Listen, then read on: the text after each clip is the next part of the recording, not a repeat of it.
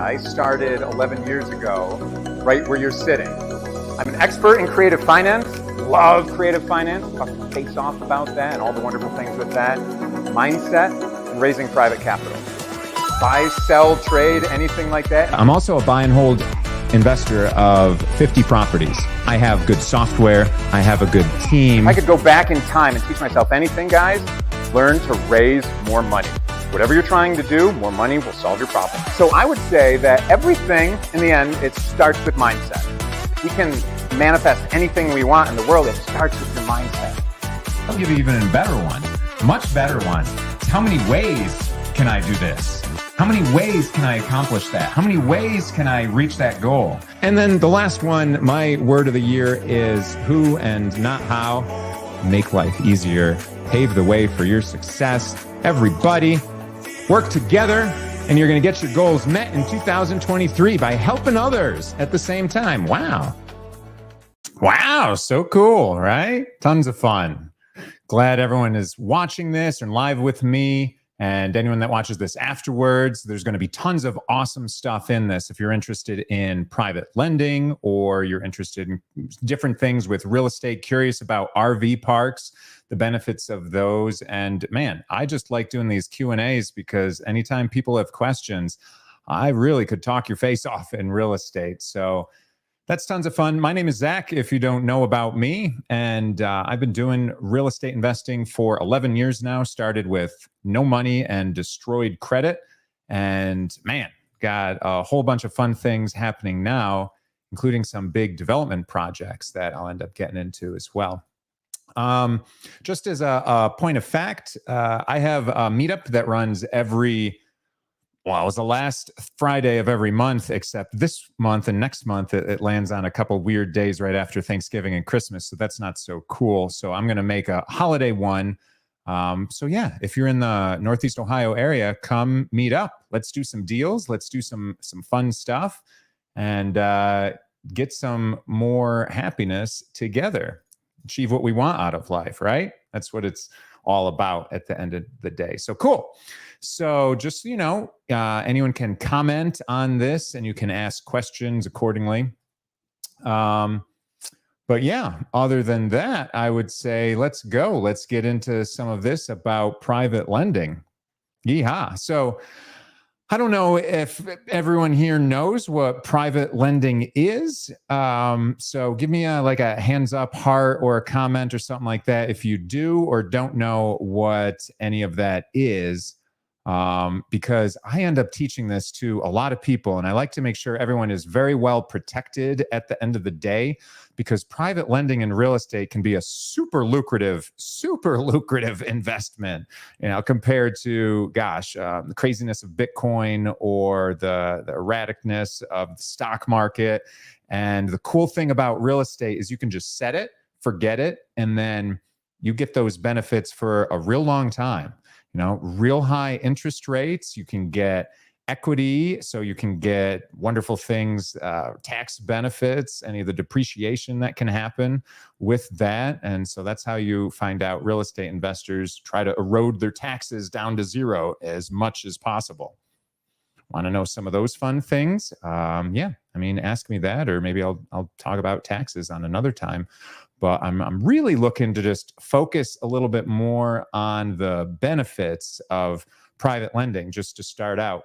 And I like to keep everyone, so protected. I see some people that do some unfortunate things in the realm of real estate and private lending. And a lot of times it's new people that don't know what's happening, don't know what is normal, don't know how to protect themselves at the end of the day.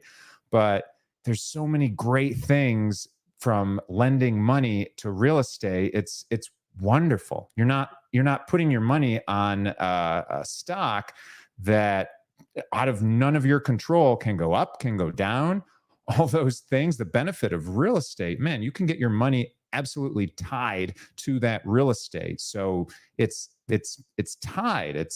There's a promissory note, there's a mortgage, all of those things are recorded. So at the end of the day, your money is protected in that equity of that property.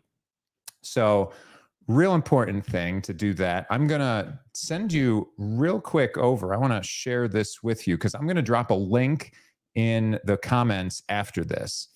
And it's going to be to something I'm going to give you just to protect everyone. Everyone that is watching this or watching the replay here. I'm going to send you right here. And these are my 10 secrets to successful private lending. This is something that I always like to educate my private lenders about. And so just put your name, email in here, and it's going to send this right off to you. You're going to get lots of information of exactly what you should be doing, what you should be looking out for, red flags if someone is doing something, and red flags if someone borrowing your money is not doing one of these things, because that way you can stay protected and you can stay happy in this realm, because a lot of my private lenders are repeat private lenders. They're just, when they get their money back, they're just thinking, oh, how many times can I do this again and again and again? Yeah, so tons of fun. Curtis, I see you here, man. Great to see you. Lots of people in our Sub2 community, love helping them out. If you don't know about that, do a little Google search for Pace Morby and the Sub2 community. Absolutely awesome, loving community that's all about real estate investing and all the benefits of, well, lots of things, real estate, but right now taking over people's mortgages on that so we can help them get out of their property and we can acquire an asset with a leveraged debt on it, a mortgage that's at a real low interest rate that we're not going to see anymore in our lifetimes. So check that out. That's a great one as well. But this here, yeah, I'll drop this link in the comments and you'll be able to grab this. Super, super awesome. And actually, I did a whole presentation about these 10 secrets and what you should be doing to protect yourself on that. So that'll end up going out to you as well. Yay, benefit from the beginning. All right, let me take this back to me now. So yeah, tons of fun. And as we're going along, I just want to remind everyone, here we go. Yeah, there we go. When you comment on something, you can ask a question or give any feedback or anything like that. And that way I'm making sure that I'm addressing any of your questions specifically. I'm going to try and keep it on topic of private lending and asset classes and things like that. But honestly, I love chatting about real estate. So if you have any questions, feel free. Absolutely. So the next thing I really want to talk about, besides all the benefits, and we touched on those, real high interest rates. Like you're easily going to be able to get double-digit interest rates just from the rip with real estate, yet alone if you're ending up with an equity stake in it all, meaning that you're brought on the ownership side and you're not just on the debt side of it. If you're brought into the ownership, which is a lot of time what I'm doing with my private lenders right now, is I make them 50-50 partners with me. Seems pretty fair. Even better for the private money lender when they don't have to do any work and they're just completely passive and they just get to sit back and enjoy all those benefits. But some of those additional benefits are taxes. So we can erode this income that's coming in. And not only can we make some money in monthly, hopefully, cash flow, depending on the deal. It could be in the beginning, could be in the middle, could be at the end when something is sold, could be all three. Honestly, those are the types of deals I like doing, is when it's just all the time. You end up getting paid from things. So that's certainly a wonderful benefit, but the taxes of that can be amazing. And you've guys heard of depreciation, right? So real estate can depreciate. Well, there's this fun thing called bonus depreciation. We can do some just fast depreciation of the whole property in the first year. So you can really do some planning where if you're making a lot of money in 1 year and you don't want to get hit with taxes, you can end up eroding those with depreciation. That just gets to come off the top of things. So that's a huge benefit. And you can do some studies, cost seg studies, where you can end up collapsing a lot of that depreciation all in the first year. Sometimes people will just buy real estate for the depreciation.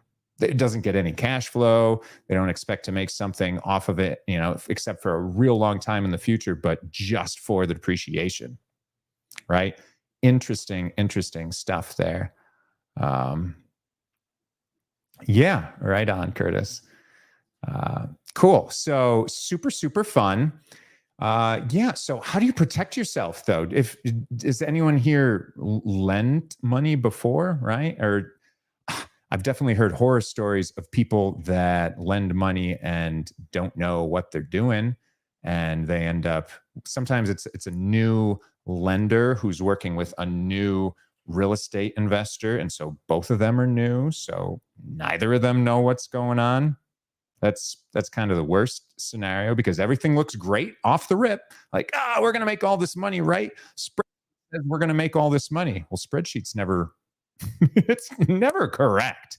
I'll tell you that. It's like driving a plane, flying a plane, right? They're always slightly off course. They're always correcting. And that's just what has to happen with real estate too.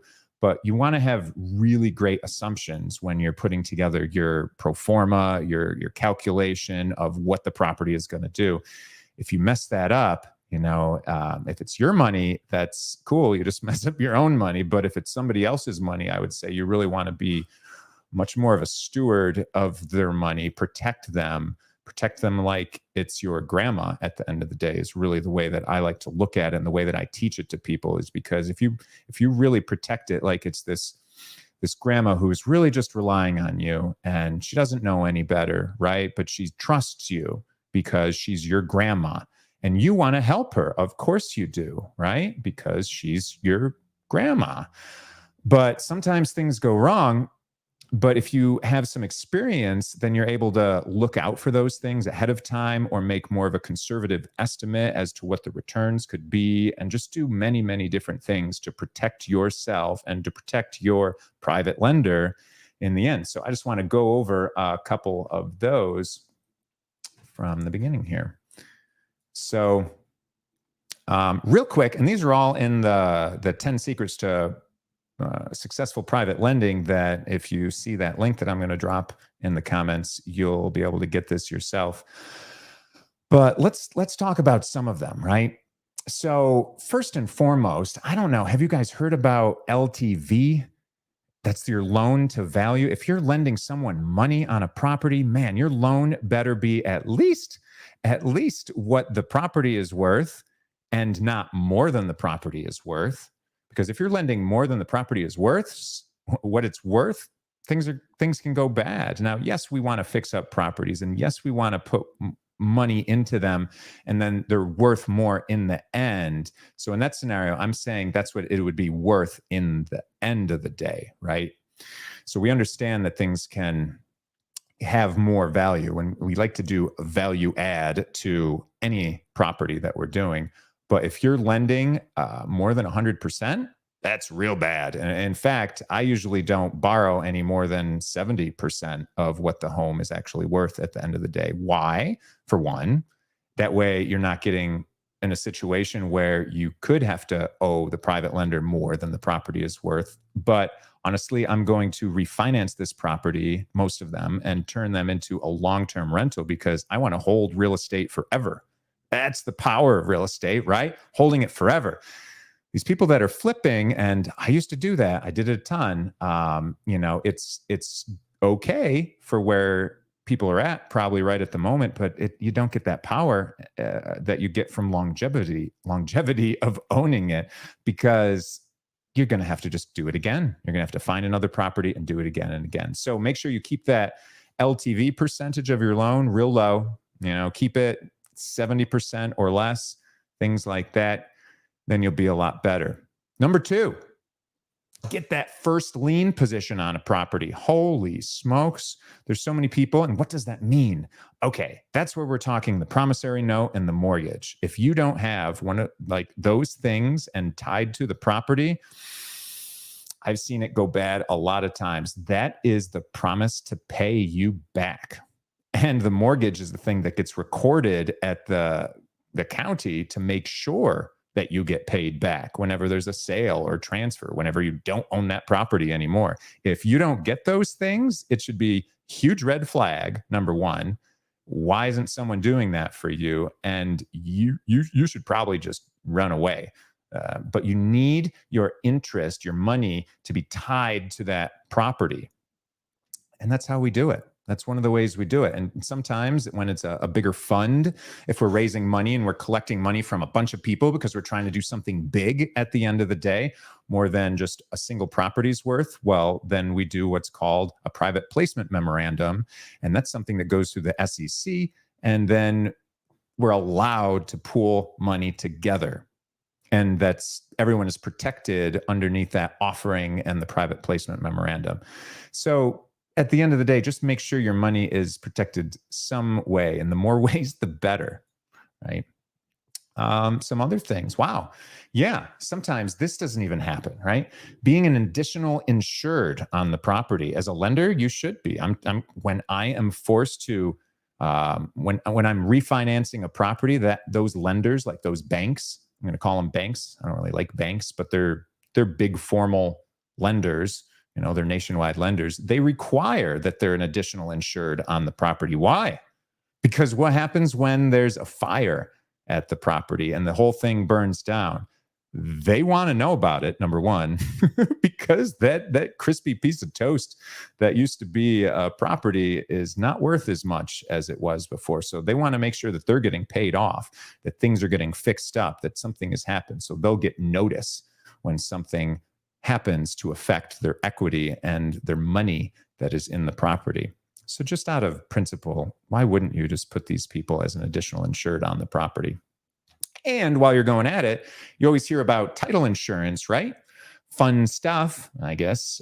If you're a title company, maybe not for us because it just costs money in the beginning, except when something goes wrong. Except when there's a title issue, except when something comes out of the woodwork and someone's saying, oh no, that's my property. I've got some claim that was never cleared up 3 owners ago. That can happen.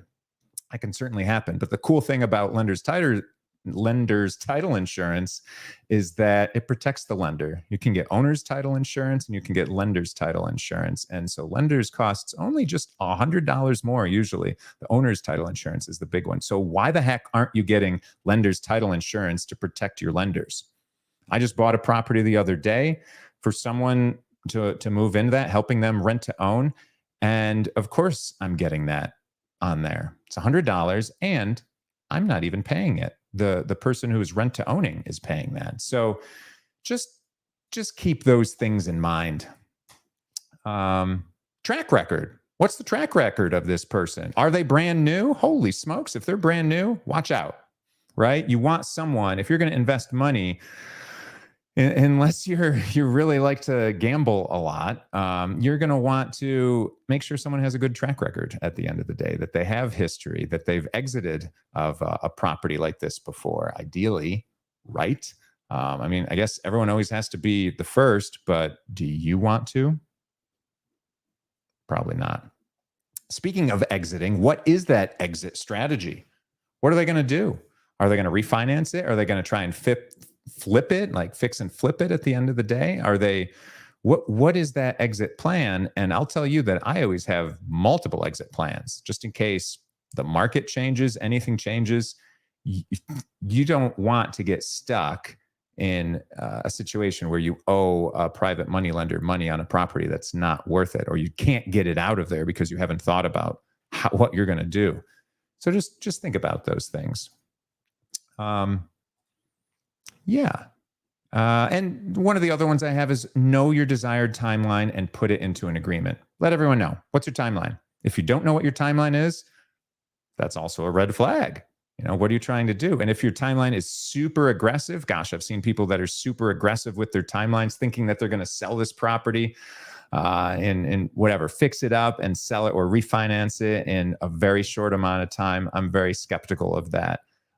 From going through a whole bunch of different rehabs and refinances, there's lots of stuff that can happen. So at least make sure you're talking about those possibilities of how things can go wrong so that you know how things are going to be dealt with now, as opposed to some of these horror stories that I end up hearing where it's just someone's head ends up getting stuck in the sand and pretending that their lenders don't exist. I like to keep great communication with my lenders all the time.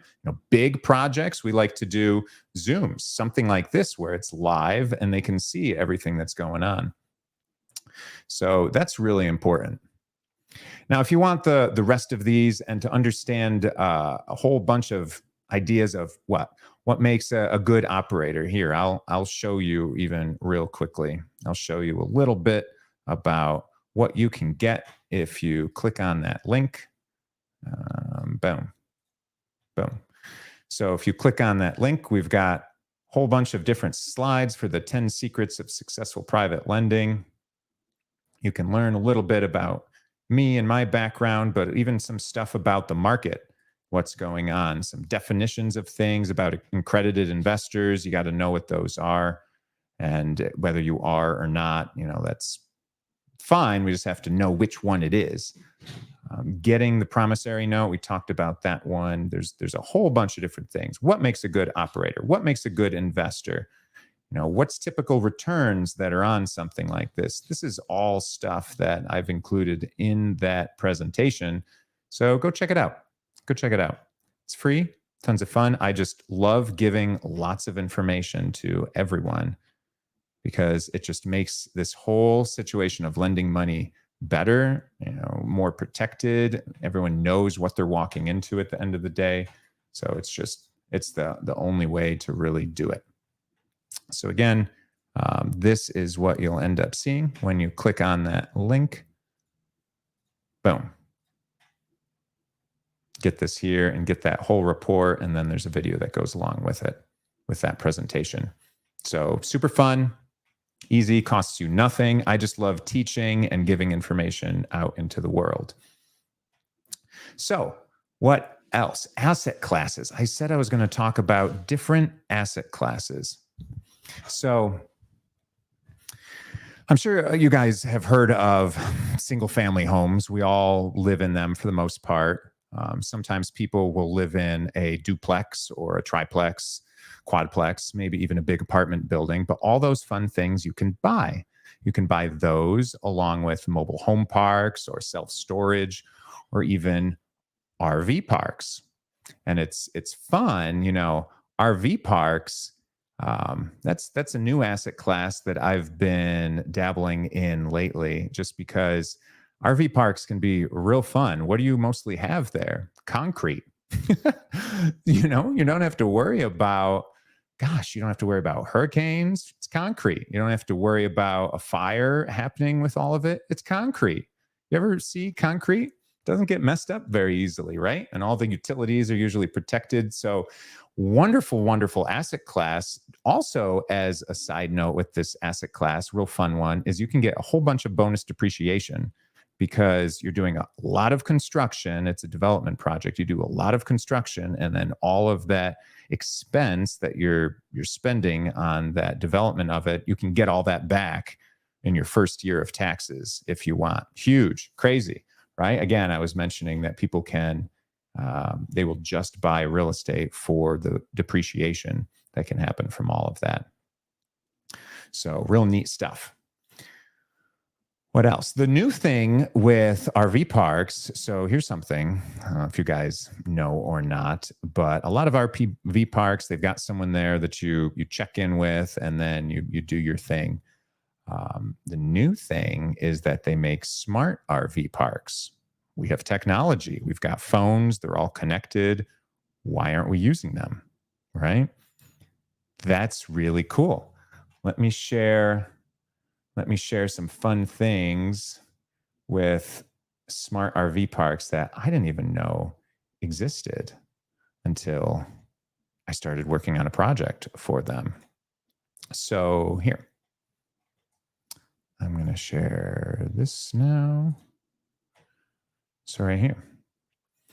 So of course you understand you're used to laundry services where you pay for all those things and you don't need an attendant to deal with all of that. What if you had different activity kiosks that are in there? We've got paddle boards and kayaks and all the associated stuff that comes with that. They can now make those 24/7 automated stores, along with all these other type of machines, firewood, propane, ice, and groceries. You've seen those, but that's the newest thing with RV parks is it can be completely automated. You don't have to have a lot of staff. And so that gets rid of lots of risk because you don't have to pay for those people all the time. So you're getting rid of all that variable expense. From a financial standpoint, having fixed expense is nice as opposed to variable expense. So yeah, super, super fun. Being as smart as possible is something that's just real beneficial. So I just mention some of these real quick because a fun project that I'm working on, kind of a little teaser here, this Hidden Beach Smart RV Park. So this is something that I'm working on right now. It's on the coast in North Carolina, and it's going to be the North Carolina's first smart RV park. That's going to be wicked, wicked cool. Some fun stuff with all of that. Blow through some of that. But yeah, it's coastal land that we get to have. Tons of fun amenities, some 3D renderings of it. Gosh, we've got more that are coming, but it's super fun. So blow through some of those. But yeah, RV parks are awesome. They're just absolutely awesome. The industry is set for them, and there's tons of people that are interested. And the fact that we can automate everything is amazing. And so this, just like the asset class of mobile home parks, I mean, it can just print money at the end of the day. It's super, super fun. I'm going to blow through all of those different things. But yeah, so the first smart RV park in North Carolina, and some places will say that they have a smart RV park, meaning that you can check in with a little kiosk as opposed to going through a person. Ours is going to be super, super smart RV park. I mean, one of the people on our team is just as geeky as I am, I'll say, because he's a network engineer. So he understands all the connectivity of things, everything that it takes to make this happen. So if you're interested in something like this, just to get some more information, I would say I'm going to drop a link to this because it's real fun. We're going to have a webinar about this soon as an asset class. But yeah, just get here. All I'll ask for is your email address, hit sign up, and then yeah, just get some more information about the webinar invite when we have that all set up. You just saw a little bit of the presentation, at least the pitch deck that we have for some of our investors.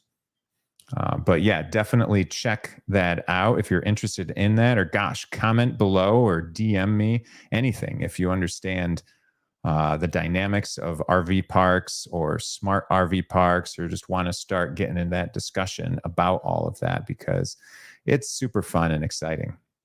Super, super fun. Love it. So yeah, I'll drop that in the comments as well. And then we can get things going on that. Yeah. So this is just meant to be a real quick one, a little quick live for now. That's perfect. We're a little bit right before Thanksgiving, and I wasn't able to have a meetup this month. So I figured I'd get live a little more often so that I can take whatever questions people have. Didn't give people much notice about it, but definitely check out some of this stuff. Super interesting. Let me stop that share right there. Yeah. And I'm just going to say thanks for all this. Happy Thanksgiving. And if you guys have any other future questions that you would like answered, feel free to DM me or drop a comment in this, because I'll just be doing more and sharing more and answering your questions at the end of the day. So I hope it was wonderful. Have a happy Thanksgiving. Give all your loved ones a good squeeze, and I am out. So take care. Thanks, everyone.